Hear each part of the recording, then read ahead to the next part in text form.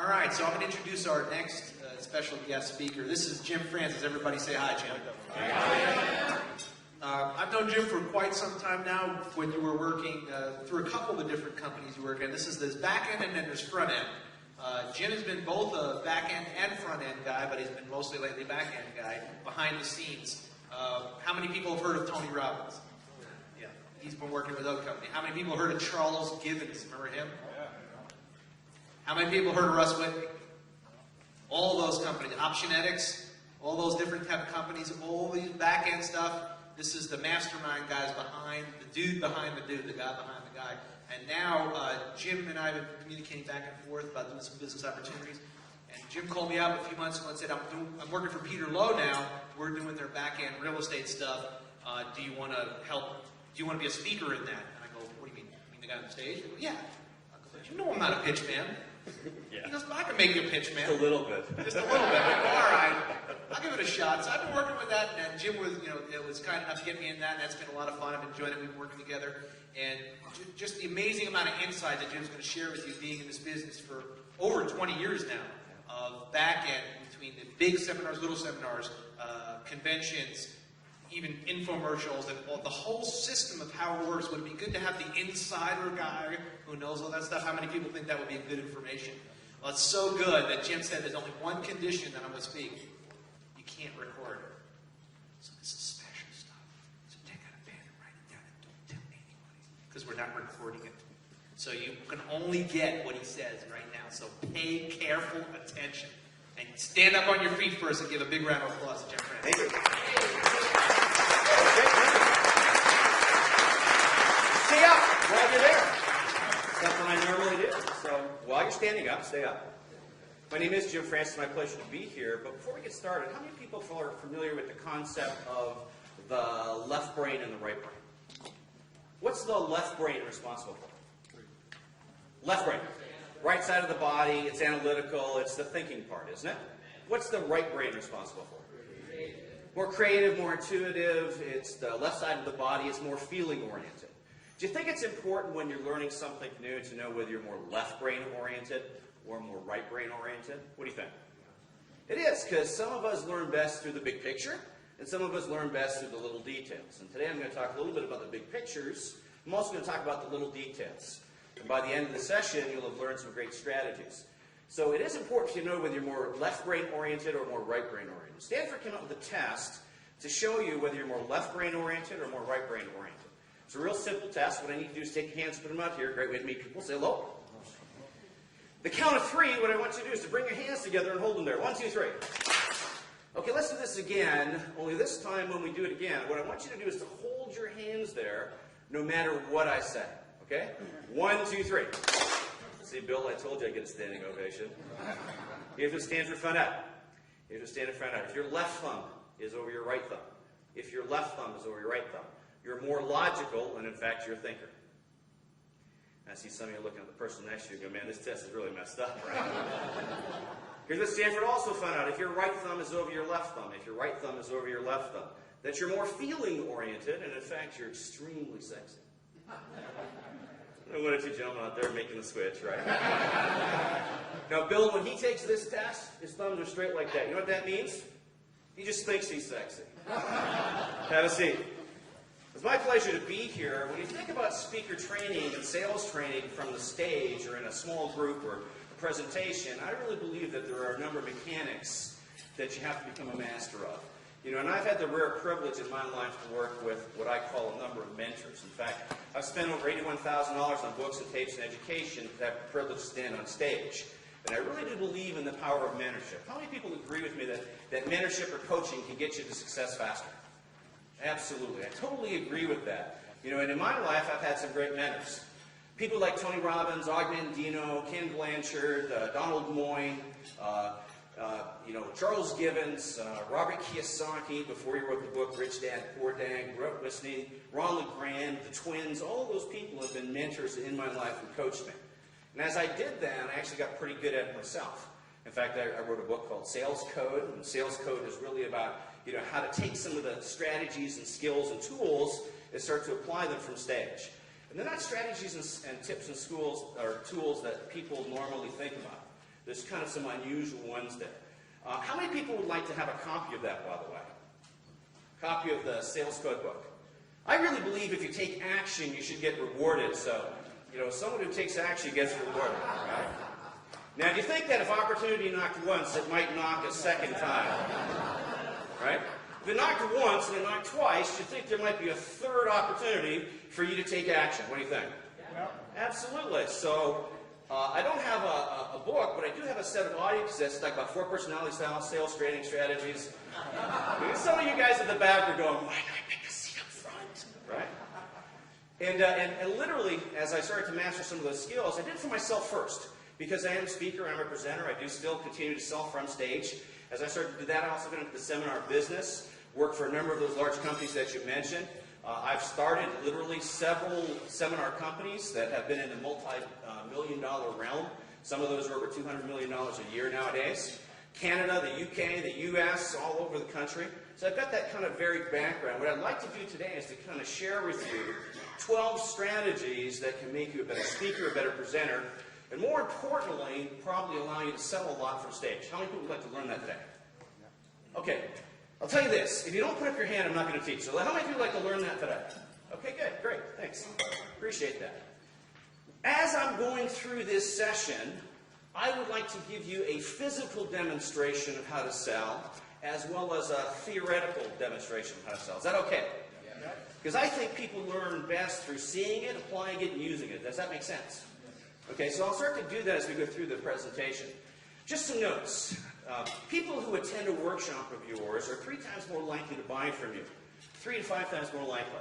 That's a great opportunity for people. Unfortunately, for a lot of presenters, they get mixed up on the process of I'm a teacher versus I'm a salesperson. And the traditional mistake for most people when they're presenting from stage or in a workshop is they teach, and then what do? Try to sell their newsletter, try to sell their advanced product. And there is a distinction there that you've got to make, and that is, as you're presenting, can you indirectly sell? Yes. Yes, you can. There are tools and steps you can take to indirectly sell, not directly sell. So I'm going to share some of those strategies, because people are 3 times more likely to buy from you. And 2/3 of your income should come from your back-end sales. I had the pleasure of working with Jay Abraham and Ken Blanchard. And both of those individuals say that whatever your revenue stream is from a front-end presentation, from a front-end acquisition of a customer, you should have 2 to 3 times more revenue on the back end. And the back end is really where you can make a tremendous amount of money. So we want to spend some time in terms of learning those tools and tips and ideas, right? The major mistake for most individuals is in business is they don't spend that time once they've acquired the customer to max out that revenue. So we want to try to max out that database, because databases are the most costly to get. Once we have them, then what we want to do is to start to use that database, start to use it effectively. In our business, we kind of do that in the seminar business based on dollars per head. So I want to kind of give you some rough ballparks as to what you should be looking at, and then compare it to what you're doing and seeing if oops, sorry. Give you some rough ballparks as to what you're doing so that you kind of get a ballpark of what you should be at. In a 60-minute, 90-minute presentation, typically in this kind of industry, you should earn between $100 and $200 a head. If you're not doing that kind of number, then you need to start working at your presentation and improving your presentation. In terms of the back-end side of the business, that means if you're doing like a 3-day workshop or a 2-day workshop or something like that, there are kind of ballparks as to how you should achieve or what you should achieve. In a 1-day presentation, you literally should do about $500 a head. In a 2-day presentation, you should do about $1,000 a head. And in a 3-day presentation, you should do about $1,500 a head or even more. And there are some groups out there that literally in a 3-day workshop are doing $4,000, $5,000, $6,000 a head in a 3-day workshop. Now, for some people, they go, wait a second. I've been to those kind of seminars, they're all pitch.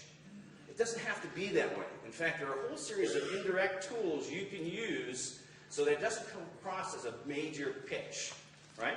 So we want to make sure we use some of those things. You don't have to be high pressure. It can be very subtle. And I call those the 11 Commandments, and we'll talk about those in just a minute. Let me just give you an idea. What I want to do is I want to take 2 educational models that I use, 2 5- and 10-minute training pieces that I use to influence people in terms of the sales process. They're educational nature. So when people are sitting in the audience, they're going to say, well, these are strategies. These are tools that we learn in terms of wealth building. But I'll tell you right now that I've set them up really to do what? To sell. And they're set up, and you can do the exact same thing in your business. It'll look like you're training somebody, but you're really selling your product or your service. Does that make sense? Is everybody with me? Yes. Okay, great. So let me kind of give you a demonstration. I'm going to give you two demonstrations. I teach something called the Wealth Wheel, and I don't care whether I'm doing this in the stock market, or I'm doing this in real estate, or I'm doing this for a small business presentation. I use this Wealth Wheel as the foundation to lay some ideas, some strategies that I know later on will help me in terms of my sales process. I also teach something called the 11 Commandments of M2. I had the rare privilege in my lifetime to spend time with 50-plus millionaires. As I spent that time with the 50-plus millionaires, I learned some strategies and techniques and characteristics that they have that other people do not have. Might it be useful for you to learn some of those strategies and techniques? Yeah, it might be. Now, as I teach that, I pretty much can guarantee that you'll see the reference to selling. And as I do these two sections, what I'm going to encourage you is not only to listen to the strategies and information, but watch what I'm doing on stage. Watch where I'm standing, watch what gestures I'm using, listen to the words that I'm saying, because you'll hear some very specific phrases that come out of me. Then what I'd like to do is to take those two sections and to kind of break them down so to show you what I was doing. Would that be a good lesson for you? Yeah. Okay, great, cool. So let's pretend for a second that I am going to sell real estate. I'm going to sell real estate. I'm going to sell some advanced training when it comes to real estate. I'm going to try to sell a mentorship program. I'm going to try to sell a coaching program. I'm maybe try to sell a distressed advanced training program. I maybe talk about commercial real estate or something like that. And I'm just going to go into the realm of being that instructor for a second. Then I'll kind of break and come out and we'll break it up. So let's start. Hi, my name is Jim Francis. I have the rare privilege in my time to spend time with 50-plus millionaires. In fact, I had individuals like Robert Kiyosaki. Everybody know who Robert is? Yeah. Robert Kiyosaki is one of the leading wealth experts. Would you agree with me? Yep. Is he one of the leading wealth experts? Yeah, he is, isn't he? So when I was spending time with Robert, and I promoted him before he wrote the book, Rich Dad, Poor Dad. So, and as I was talking to him about his strategies, his main theme is passive income, isn't it? That's one way to get to wealth, but there actually are about 6 areas that you can get to wealth. So here's what I want you to do. Find a page someplace, a blank page, a completely blank page. And what I'd like you to do is I'd like you to draw a big circle on the page. And then once you've drawn that big circle on the page, what I want you to do is to cut it up into 6 separate sections. Can you do that for me now? All right. When you're thinking about this as the wealth wheel, there are very specific strategies to becoming wealthy. In fact, I know that there are 6 major strategies with respect to that. So let's take a look at that first quadrant. The first quadrant we want to take a look at is really, when we're focusing on wealth, we want to focus on cash flow. So what I want you to do is in that quadrant, write cash flow. Cash flow. Now, I really believe in the 40-40-20 plan to building wealth, and cash flow is an important element of that. And really, when we're talking about over the next 3 days, wealth building in terms of real estate, there are 3 strategies or 4 strategies you must adopt in cash flow to be successful. In fact, if you don't have these strategies, you're going to be a major failure. Okay, so you've got to have these strategies. Would you guys like to know what the strategies are? Okay, great. Here's the other.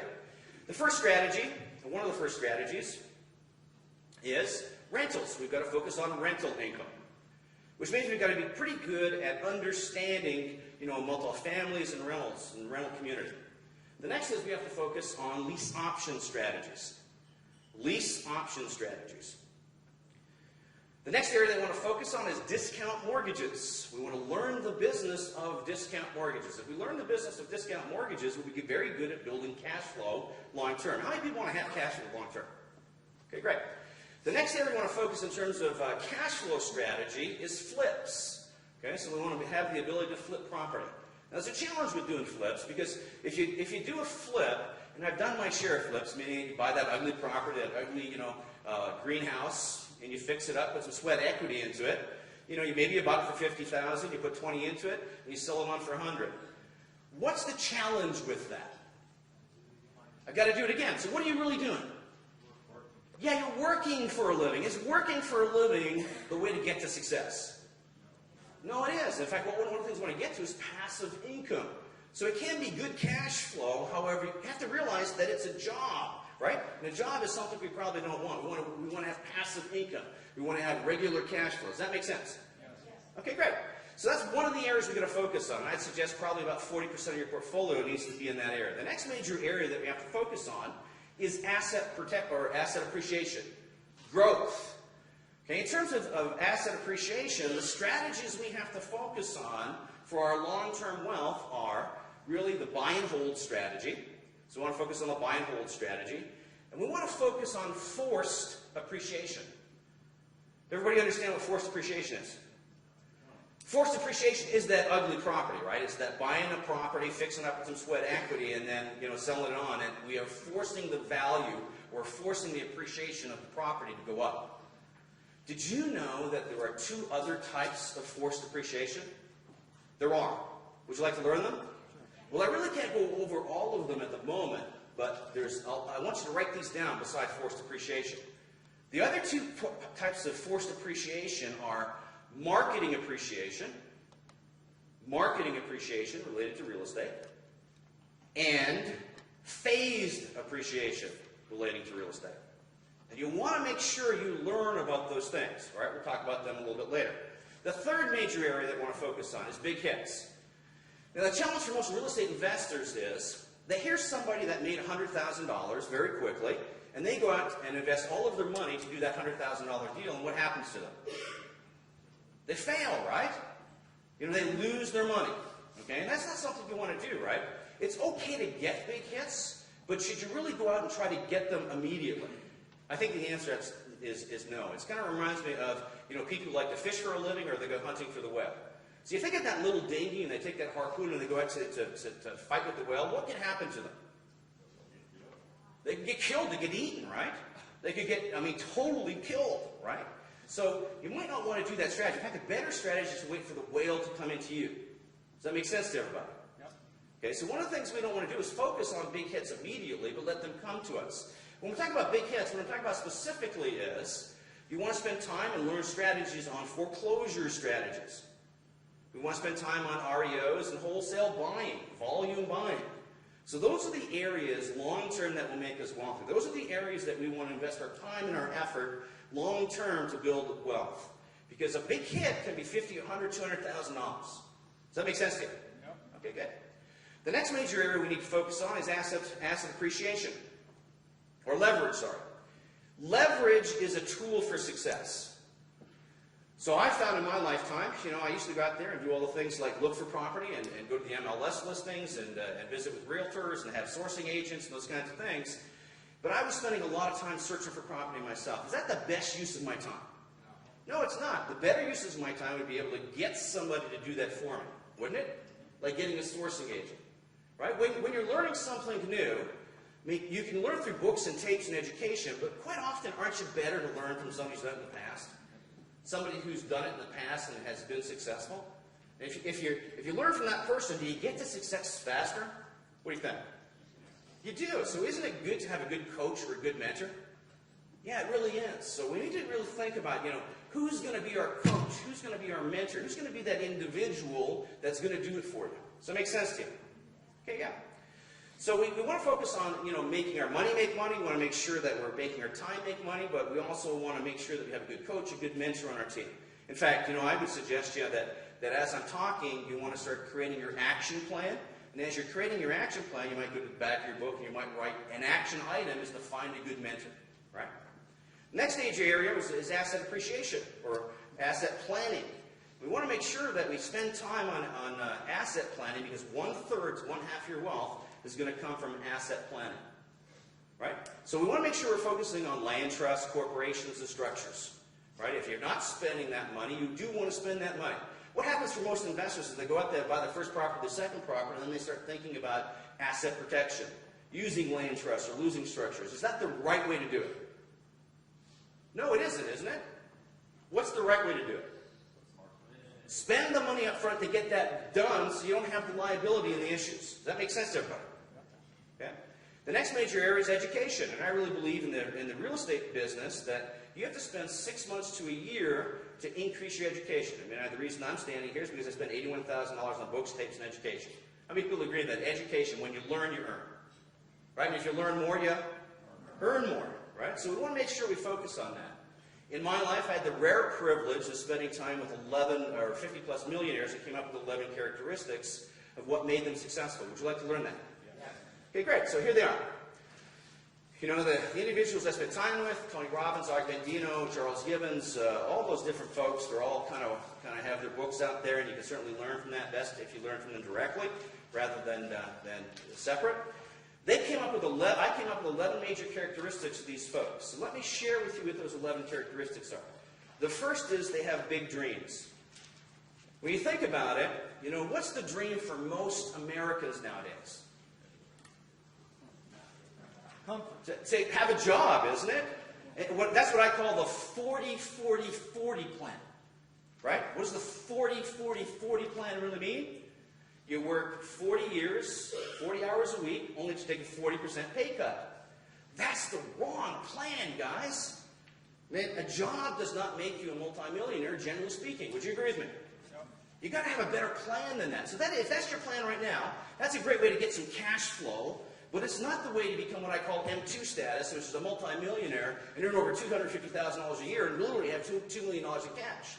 How many people want that kind of goal, by the way? Okay, if you want that kind of goal, is the job the right way to do it? No, it's not. We've got to start focusing on changing our viewpoint. And in fact, as part of interviewing the millionaires, I came up with some other strategies that made them successful. So for one of them was breaking outside their comfort zone. Doing something new, doing something different, changing the way they looked at things. So we want to make sure we change the way we look at things. Now, normally I do an exercise here, just a side note. Okay. The next area is that we take a look at working what? Smarter, not harder. Right? And I really believe that you can earn $250,000 a year, be at that M2 status, by working only 16 hours a week. How many people want to work 16 hours a week and make $2 million? Okay, good. Right. The fourth area, or fourth characteristic, strategy I notice of these guys, is they don't let their emotions rule their decision-making. They don't let their emotions rule their decision-making. What does that really mean? Well, sometimes when you're making an important financial decision, can you get wrapped up too much in the emotion? Sometimes when you're making an important financial decision, can you get too wrapped up in the numbers? What do you think? Analyzing it to death. How many people have had an opportunity, they analyzed it to death, and they lost the opportunity? Does that happen? It does. So you've got to have the right balance of the left brain and the right brain, right? Really what happens for a lot of people is they get afraid, right? They get afraid. It kind of reminds me of, you know, one of my mentors, a guy named Tony Robbins. Everybody know who he is? Okay. Anybody done a fire walk with Tony Robbins? If you've done a fire walk with Tony Robbins and you're standing there in front of those hot burning coals and you don't have your shoes on, your pants are rolled up, do you think the fact that the heat, which is 2,000 degrees, it's hot burning on your legs, you think there might be an element of fear there? What do you think? Yeah, there is, and fear really holds people back from success. Do you know there's a trick to fire walking? There is. I mean, he spends 8 hours teaching you this, but it's really a 10-second trick. You want the 10-second trick? How many people would like to have the 10-second trick? How many people really don't care? That's okay. Stay with me. Right? Here's the 10-second trick. Here's a 10-second trick, guys.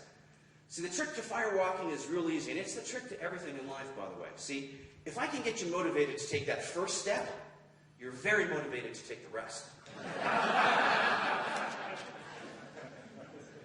You guys laugh. Isn't that like life, though? See, if I can get you motivated to take that first step in real estate investing, to take that first step forward, and you're on the path, do you think that you'll do the rest? Yeah, it's one of the reasons, for example, people who go to advanced training or go to mentorship are so successful, because they spend that extra money, now they're on the path. Does that make sense to you? Yeah, it does. It makes more sense. What does it make? It makes dollars, right? It makes dollars, right? So we want to take the fear out of emotions. We want to take the fear out of emotions. If it makes sense, if there's a return on investment, should we just simply take action? Yeah, we should. In fact, one of the major strategies of all of the 11 that I learned from these 50-plus millionaires, one of the major strategies was something I called the quick and the dead. The quick and the dead.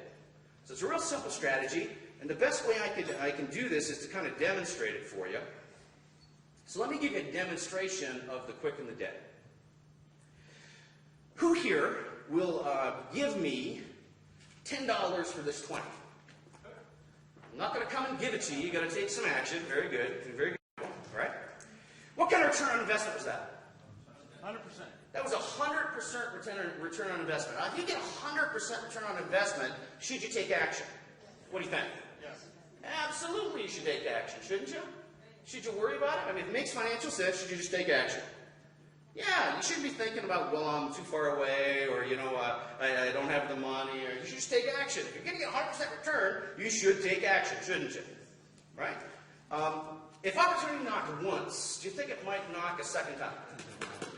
And some of you might even want to get prepared for this. Who'll give me 5 for this 10? Who'll give me a 5? I'm not going to come to you. You're going to. Very good. Right? He grabbed it. Man, if you get 100% return on investment, should you just grab it? Should you just go for it? Yeah, you should, shouldn't you? I mean, doesn't that make sense? See, the problem with most Americans, most Canadians, most people in the UK is they're too busy evaluating, they're too busy thinking about it, and they miss the opportunity. Man, if you're going to get that opportunity, you should take action. Now, if I did opportunity knocked once, and it knocked twice, it knocks it 3 times, who'll give me $1 for this 5? Very good. I also believe, guys, listen, when you take action, what else should you get? Reward. You should get a reward, shouldn't you? Yep. So if you take action, shouldn't you get a bonus? Sure. Okay, so if you took action, you should get a bonus. So here's 3 hours of audio cassettes on negotiating strategies and also a great motivational quote set. Now, if opportunity knocked once, it knocked twice, and it knocked the 3rd time, who wants $1? Who wants $1? That's good. That's yours. Great. By the way, if you took action, guys, when you take action, should you get the bonus? So shouldn't you get a bonus? Yeah, absolutely. So let me give you 365 motivational quote sayings and also 3 hours of negotiation strategies and selling techniques.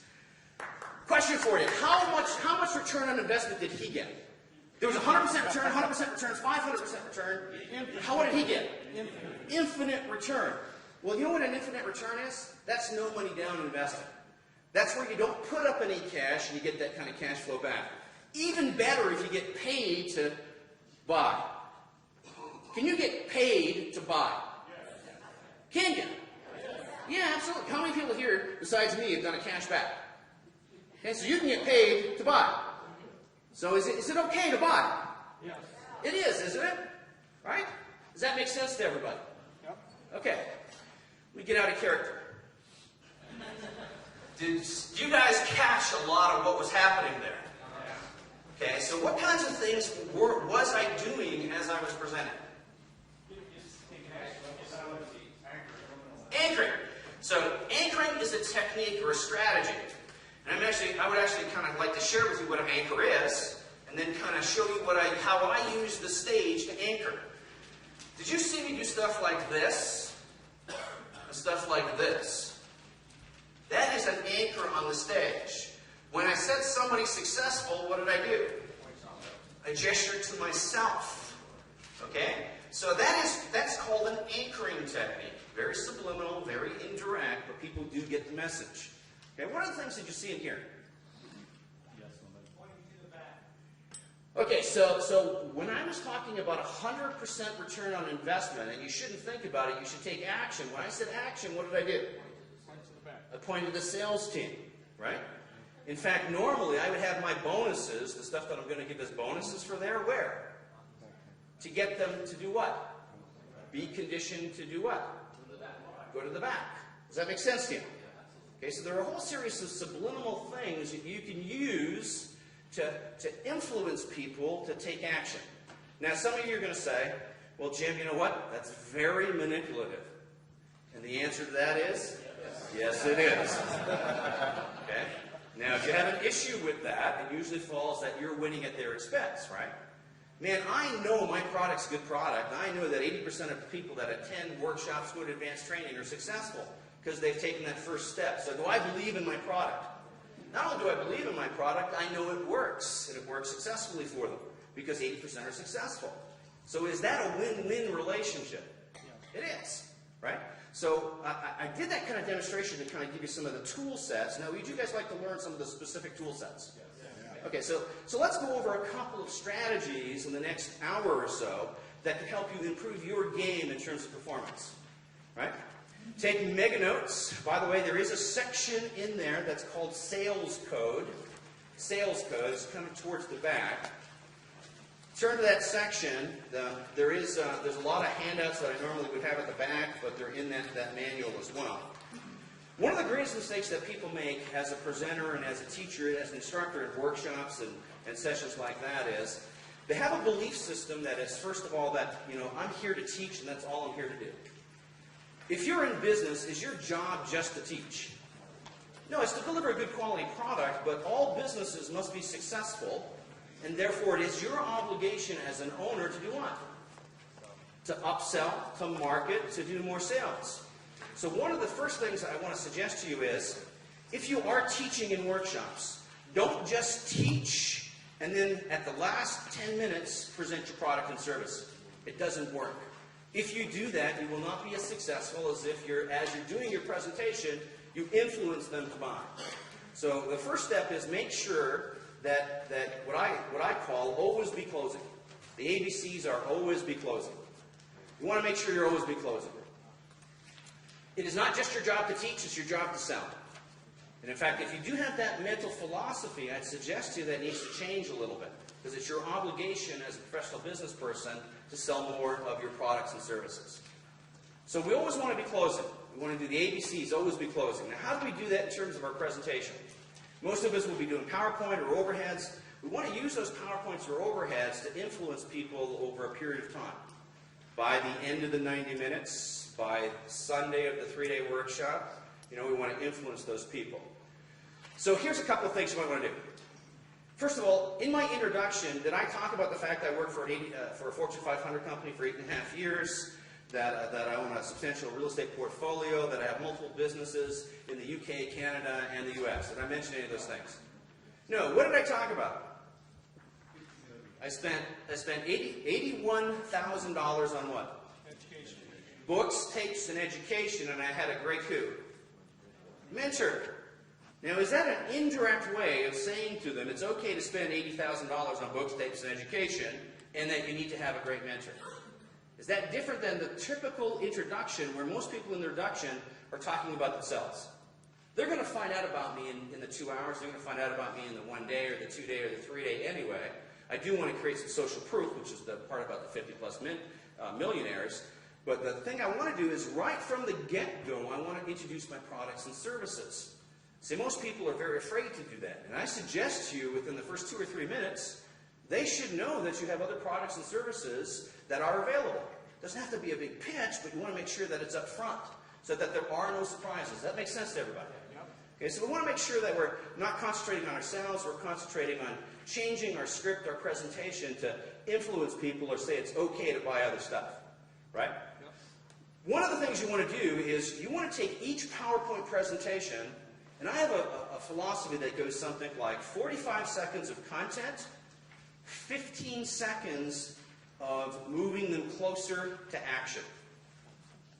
45 seconds of content, which means good solid strategy, good solid information, good techniques, good value for what they've paid, and then 15 seconds of action items. Now, literally, when I'm building a presentation for the first time, I go through my PowerPoint presentation and do the content. So I get all the content down. Then what I do is I print it out on those 3 slides to a page. If you're using PowerPoint, everybody know that program? Yep. 3 slides to a page. It's the output. And then what I start to do is, okay, on this slide, I'm doing 45 seconds of content. What's my 15 seconds of influence? What's my 15 seconds of action that's going to bring them closer to the sale? Now, I guarantee that if you start to think that way, you start to come into your language, to come into your presentation, and it'll start to move them towards it. Does that make sense to you? Yes.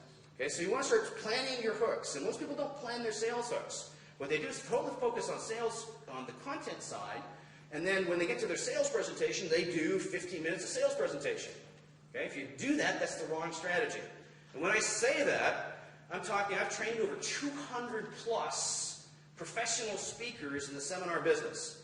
Some of you might have seen some of those folks, right? If you've seen those folks, this is one of the major messages I do with them, just get that 15 seconds every minute. And it doesn't have to be direct. It can be something very subtle. And then what I do is I start to say, okay, maybe I want to take it a little step further. Geez, I want to plan my introduction, what my sales piece is, but then start thinking about some of the other elements. Where do I want to do my stage anchors? Where do I want to create a joke?